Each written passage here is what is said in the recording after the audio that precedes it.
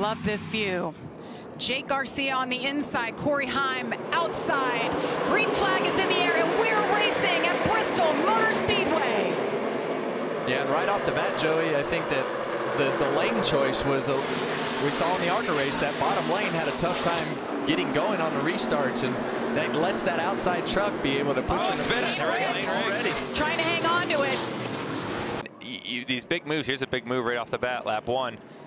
Trying to get 3 wide underneath the 7, and yeah, just it's tight. And that other piece too, that traction compound's not in yet, right? That grip is not there yet, and pretty early.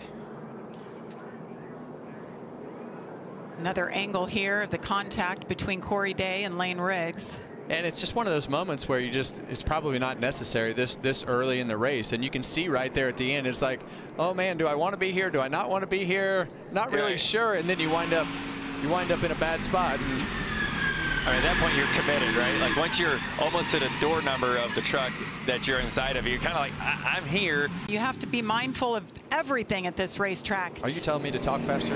Basically. I got it. Yes, Kevin. Short and simple. Green flag in the air for the second time tonight. Corey Heim does what he does on the first start of this race, out front. Lane Riggs spun from 7th, restarts 36. As we look at these corner exit views right there, you can start to see the rubber is just starting to go down in that second groove, and but it takes a while for all that rubber to go down and start to push the groove up, and when that traction compound is activated. And he said it has a lot to do with the traction compound, the time of day that the race is in. The spring race here is during the day, and then things are a little bit different here in the fall under the lights. So this track just changes so much all the time. You know, whether the sun's out, if it's warm, if it's cold. We've seen it in the Cup Series. Caitlin, what are you hearing?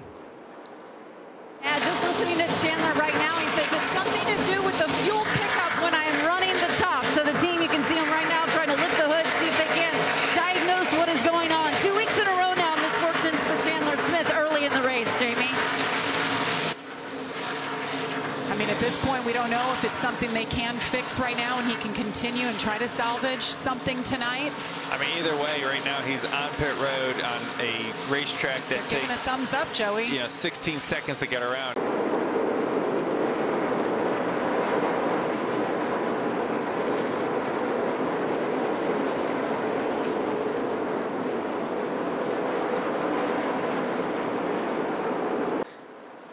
As you see the leader really getting checked up here on lap traffic. Jake Garcia with a great chance to go 3 wide top. Oh, he's gonna. Corey aggressive getting around Greg Van Alst, and he loses the lead. Jake Garcia to the point with 8 laps to go in stage 1. I just think that 13 truck is hooked up. Final lap is stage number 1 here at Bristol. Kligerman in the wall. Kligerman into the wall right in front of Jake Garcia. Green and white checker flag is out. Garcia picks up his first career stage win. What a time to do it. A good time for first, being in the playoffs. What a day and what a start to this race he's had. Could be a mixed bag. Look at our leader, Jake Garcia, coming down pit road, Todd. Yeah, Jake Garcia, he's a man of few words, and it's no different tonight on the radio. The only thing he said was, leave it alone. I like it. Yep. 4 tires, no adjustments.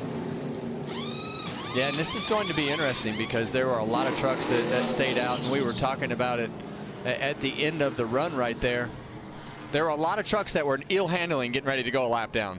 Here we go as the drivers approach the Echo Park Automotive restart zone. Corey Heim on the outside, Tyler Ankrum on the inside. A great restart once again by Corey Heim. Caden Honeycutt is right there in the 52.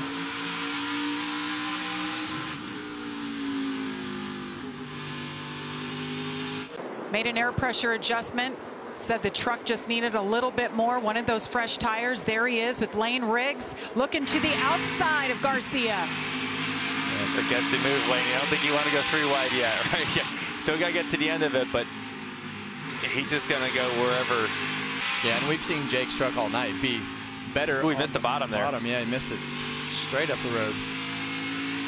Lane Riggs gets around Jake Garcia, takes over the 10th spot. Ooh, they're trying to make it 3 wide with Daniel Hemrick. Garcia off the pace a little bit, Kevin? Yeah, it looks like, I don't know if he thinks he has a tire going down or something else going wrong, but definitely off the pace. No Oh, power steering. gosh, if I had a nickel for every time I heard no power steering at Bristol. It's the track that it happens the most, and it is next to impossible to drive a car around here with no power steering these days.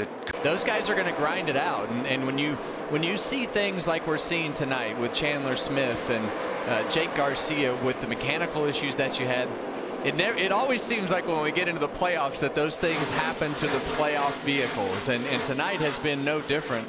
Yeah, he's lucky his truck looks good. Let's look at what happened here. You see a run from Caden Honeycutt off the top, and just I drove in the back of him.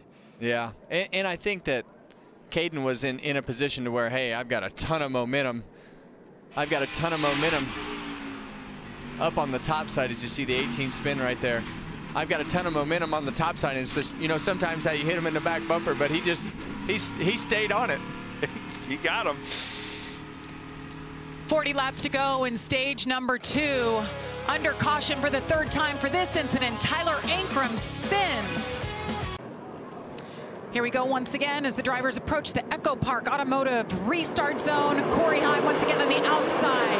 Caden Honeycutt on the inside. That bottom lane did not go on the start. You see the first 2 rows get cleared, and Lane Riggs looking to go 3 wide on the top. Ooh. Oh, man. Jeez. Look at Gio Ruggiero has entered the party.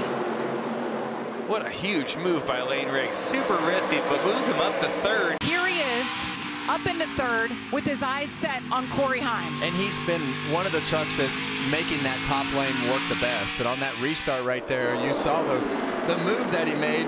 It was definitely tight, but his truck is really fast right now, Joey. He moves into 2nd just like that.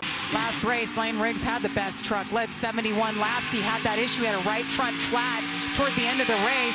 Gave the lead over to Corey Heim. Corey got that win, and what a battle it's heating up here for the lead. Lane Riggs wants to take it. Corey Heim on the outside fights back. Lane started getting the top rolling well. Corey Heim saw it and responded and moved back up there. Now they're side by side. Short track racing at Bristol. What a battle. And Heim held him off for those first couple of laps when he wasn't used to the rhythm of running up top like Lane had already been in. But he was able to fend him off, and I think he's going to have to stay up there if he's going to keep him behind him. Majeski's right there. Just can't make that bottom work. This gonna be hard to do. Amazing to watch, Joey. It's fun to hear you talk about working their way through lap trucks and how difficult that is, because you don't know what they're going to do if it works in your favor or against you. All right, and they got a few laps of some clean running right here with no lap trucks to deal with. Trying to manage that pass to make it move forward. And you get the lap truck in front of you here, which looks like he's committing to the bottom, which is not going to play into Lane's favor. It's more to Corey's most likely. That's Spencer Boyd. They're working their way around. Final lap of stage number 2. Biggest lead Corey Heim has had in the last 40 laps here. He gets it done, picks up stage number 2. Lane Riggs, hard-fought battle, ends up 2nd. That was a tremendous job by Corey Heim. I feel like this truck, it is really close. You're seeing the 34 there at the bottom of your screen. Caden Honeycutt in the 52 having a solid day so far. He too is saying a little tight all the way through the corner, both ends for Caden Honeycutt. Jamie? Yeah, no adjustments for Corey Heim. They're going to work right now on that 11 truck. Yeah. Won the stage, led 122 laps tonight, Kevin.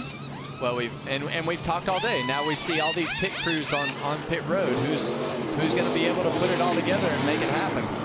Lane Riggs' team. And he chose the bottom, which means he hasn't been here before. Probably wouldn't want to pick Right the top. behind him. Lane Riggs on the outside. Yep, inside lane does not move. Tanner Gray, we're told he took fuel only, no tires. He got his tires earlier on that lap 90 caution. He's in 2nd. And there's Ty Majeski making his moves, trying to take away second. These are probably the tires you're going to end the race on. You got to make them last, but you got to keep track position. If you're Lane Riggs, you got a fast truck. No sense of getting way out there. You're most likely going to see a caution before the end of this thing. You're going to have to refire on these old tires. Be smart with it. Make them last. Here's a pass. Ben Rhodes has come to life. It's same thing we see there. Tanner Gray recognized that Ben was making speed up at the top and tried to take that lane from him. But I do think Ben Rhodes has got a pretty fast truck right here at the moment. Yeah, and you see Tanner right there, and that's just kind of that Bristol inexperience. There is no lane right there.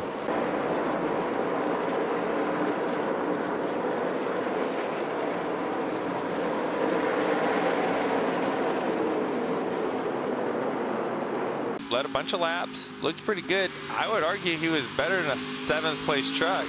And here he is trying to move forward some, but gosh, I would have thought by now he would have passed a few trucks, Kevin.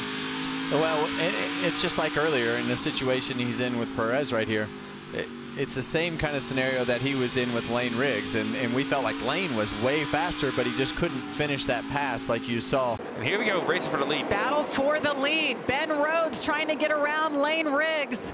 Here we go again with the lap traffic, though. Yeah, and you see that 62 truck that started on the pole right there to fire this stage off. Now you see those tires and things coming into effect, and he's actually a lap down now. But this is when the things that we talked about earlier, the lap traffic can mix up these leaders by giving them an opportunity high or low. They're catching the lap trucks, and everybody's got the same tires on the vehicle, and it's a little harder for them to catch up. 71 laps to go here at Bristol.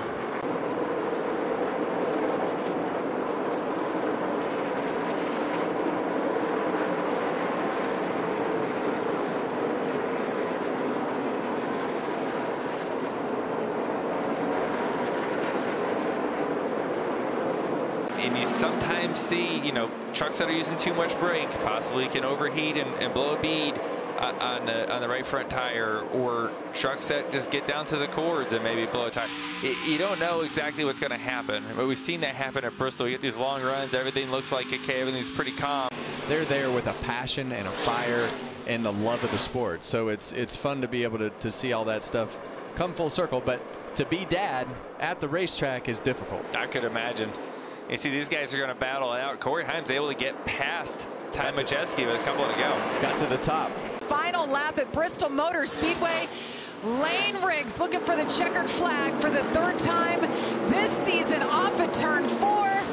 He does it. Lane Riggs wins it at Bristol Motor Speedway. What a drive. He does it from the back of the pack. Awesome job, pit crew. So proud of you boys.